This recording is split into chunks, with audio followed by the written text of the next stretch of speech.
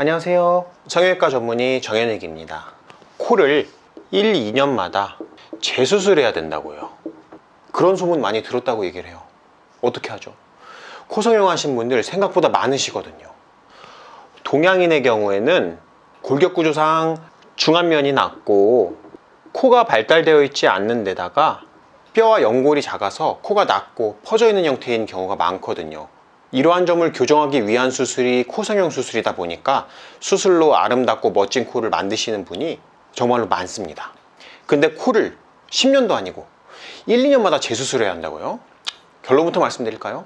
개소리. 다 개소리예요. 물론 제대로 된 방법으로 수술을 해도 변형이 오는 경우는 있어요. 교정 목표가 높을수록 코끝에 걸리는 압력도 높아지거든요.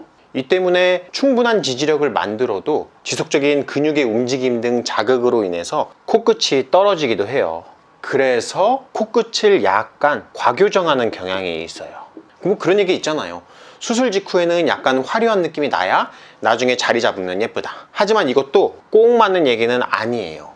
변형을 고려해서 코끝을 과교정하기보다는 수술 재료에 따라서 가능한 목표를 알맞게 정하고 수술은 그 안에서 이루어져야 돼요. 귀연골과 같은 부드러운 탄성연골 재료를 사용하면 코끝 목표를 너무 높게 잡기보다는 자연스러움과 세부 교정을 목표로 해야 되고, 늑연골 같은 강력한 재료를 사용하면 코끝 목표를 기대치보다 높게 잡아도 가능할 수 있어요. 중경연골 같은 경우는 케이스 바이 케이스예요. 왜냐하면 중경연골의 강도가 사람마다 다르거든요. 어떤 분은 종이짝처럼 얇은 중격이 나오는 분도 있어요. 그리고 이전에 다쳤다거나 심한 비중격 망곡증을 동반한다면 충분한 연골을 채취해도 못 쓰는 부분이 많을 뿐더러 제대로 된 지지력이 나오지 않는 경우도 있거든요. 저는 그래서 수술할 때 환자분이 원하는 목표치를 우선 물어봐요. 목표치가 높으면 괜히 목표를 낮춰 수술하기보다 충분한 재료를 추천해서 가급적이면 원하는 목표를 달성할 수 있도록 도와드려야죠. 이게 선, 후가 뒤바뀌면 만족도가 많이 떨어지거든요. 만약 늑연골 같은 충분한 지지력을 가진 재료로 사용하는데 두려움이 있다 하면 어쩔 수 없이 목표치를 조정해야 돼요. 자, 그러면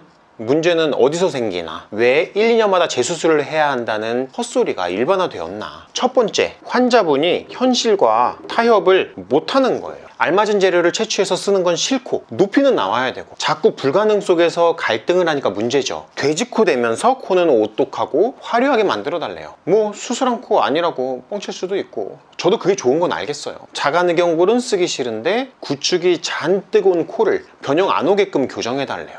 저도 그러고는 싶은데, 그러자고 기증늑연골 같은 인공재료 쓰거나 부드러운 귀연골 같은 재료 쓰면 나중에 변형 올 가능성, 아니면 원하는 목표 달성 못할 가능성 높은 거 제가 잘 아니까 거짓말은 못하겠고요. 그런 게 없어요. 타협은 하셔야 돼요. 그중 성형외과 의사로서 제 추천은요, 목표를 타협하지 말고 두려움을 타협하는 게 사실 나아요. 목표를 조정해서 만족할 뿐이라면 애초에 성형외과 안 오시고도 잘 지내세요. 두 번째, 의료진이 현실과 타협하는 거예요. 불가능한 목표를 자꾸 의료진에게 요구하니까, 물론 의료진이라면 안 되는 건 안 된다 솔직하게 잘 설명해 드리고 가능한 점, 불가능한 점에 대해서 이해시켜 드려야죠. 근데 현실이 그렇게 장사하면 돈 못 벌어요. 의료진이 현실과 타협하면 환자분들의 입맛에 딱 맞는 편법적인 수술 방법, 그리고 한계점과 문제가 명확히 있는 수술 방법이 점점 더 퍼지게 되죠. 하지만 의료는 원칙을 따라야 해요. 원칙은 이미 재수술 많이 하시는 의료진들, 수많은 경험을 하신 저희 성형외과 전문의 선배님들께서 다 세워놨어요. 시행착오와 수많은 논의의 결과예요. 왜 그걸 안 따라요? 코끝에 연골 탑쌓기, 어떤 분은 5층 넘게 넣은 분도 봤어요. 재수술 들어가면 위치 다 바뀌어 있고 다 무너져 있죠. 비절개 실리콘 쑤셔 넣기. 최근에는 코끝 높이가 안 나와가지고 실리콘을 추가로 따로 잘라 넣더라고요. 많이 봤어요. 실리콘, 기증늑연골 조각, 뭐 넣을 수 있는 거는 대충 다 넣어요. 이게 말이 됩니까? 코는 건축인데 왜 대충 떼어 넣죠? 될 것 같아서 원칙 무시하고 뇌피셜로 수술하는 게 의료에서 제일 무서운 거예요. 인공재료의 불필요한 사용, 제 경험상 첫 수술 환자에 대해서는 인공재료는 99% 이상 환자분한테는 필요가 없어요.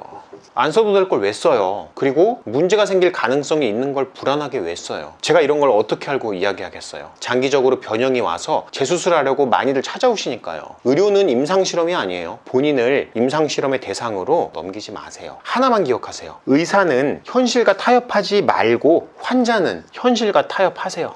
세부술기는 각기 다를지라도 큰 원칙은 정해져 있어요. 그거를 잘 지키면 돼요. 그리고 그 원칙은 의사가 아닌 일반인이라도 상식적으로 이해할 수 있어요. 이해하려고 열심히 노력을 해야 한다거나 일을 줄이려고 자꾸 합리화하려는 자신이 보인다면 그거는 원칙이 아닐 수 있는 거예요. 물론 원칙대로 수술해도 재수술의 가능성이 0%는 아니죠. 의료라는 것은 문제의 가능성을 최대한 낮추고 치료의 가능성을 최대한 높이기 위한 노력을 하는 학문이거든요. 최선의 치료를 받길 기원합니다. 구수술, 평생 재수술 받지 않아도 될 가능성을 최대한으로 높이세요. 저도 그걸 위해서 계속해서 노력하겠습니다. 이상 성형 전문가 DI 성형외과 정현익 원장이었습니다.